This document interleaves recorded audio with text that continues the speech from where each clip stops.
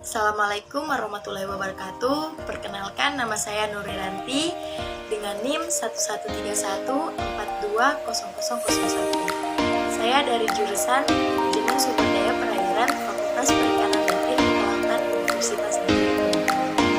Baik, di sini saya akan menjelaskan kegiatan saya saat melakukan praktikum di Kecamatan Tilambeka, Desa Baju untuk memenuhi tugas pemetaan sumber daya perairan yang diampu oleh Bapak Zulkifli Arsalamoho, SPI MSI. Baiklah, langsung saja pada slide berikutnya saya akan menjelaskan mengenai pengertian ekosistem, yakni ekosistem lamun merupakan kumpulan lamun yang membentuk padang lamun di bawah air yang memiliki peran dan fungsi sebagai tempat mencari makan, tempat pemijahan biota laut dan sekitarnya. Ekosistem mangrove merupakan ekosistem yang berisi kumpulan tanaman mangrove yang sering dijumpai di daerah pasang surut dan mempunyai sistem yang besar di sepanjang wilayah pesisir dangkal. Mangrove memiliki fungsi sebagai penahan gelombang, sedangkan ekosistem terumbu karang merupakan suatu ekosistem yang terbentuk dari bahan baku kapur yang dibuat oleh hewan karang. Ekosistem mangrove, lamun, dan terumbu karang memiliki peran, fungsi, dan manfaat bagi kehidupan biota laut dan masyarakat sekitar. Selanjutnya, sargassum merupakan tumbuhan berwarna coklat yang memiliki talus dengan panjang 20-200 cm. Talus tersebut memiliki beberapa bagian holdfast, strip, bladder, dan blade. Holdfast berfungsi untuk melekatkan badan sargassum pada substrat yang keras seperti batu karang sehingga sargassum tidak hanyut terlalu. Langsung saja kita masuk ke slide berikutnya mengenai prosedur kerja. Yang pertama yaitu prosedur kerja pada ekosistem mangrove.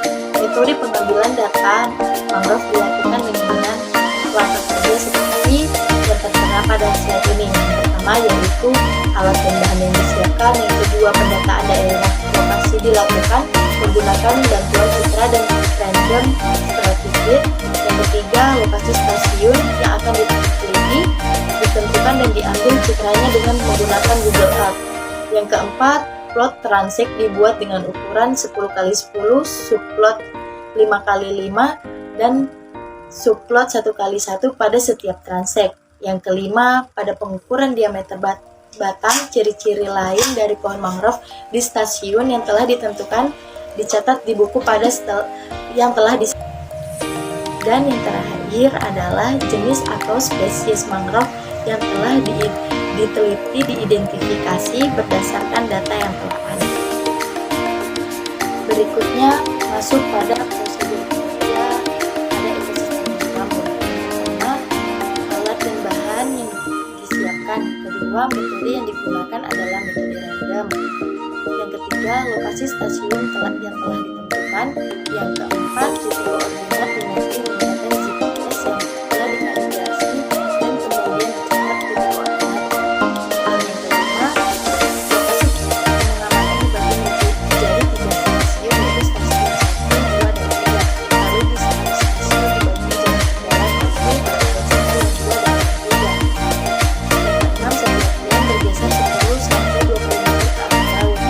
Ini kuadran dipasang sesuai lokasi pengamatan yang telah ditentukan sebelumnya. Yang kedelapan, pengamatan dan pendataan lamun dilakukan mulai dari jenis dan jumlah yang berada di sekitar transect.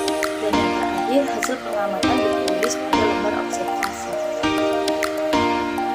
Berikutnya masuk pada prosedur kerja pada ekosistem terumbu karang. Terumbu karang ditelaah dan diamati sepanjang transect menggunakan skin dive. Pengambilan data dilakukan setiap 1 meter, lalu istirahat setiap 5 meter seusai mencatat data karang sejauh 25 meter.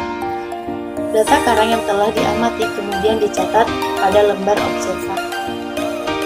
Dan yang terakhir, prosedur kerja pada ekosistem sargassum. Kegiatan untuk mengidentifikasi sargassum menggunakan metode jelajah. Metode jelajah yang dilakukan dengan menjelajahi jalur yang dapat mewakili tiga ekosistem ataupun vegetasi di kawasan yang diteliti. Hal ini digunakan karena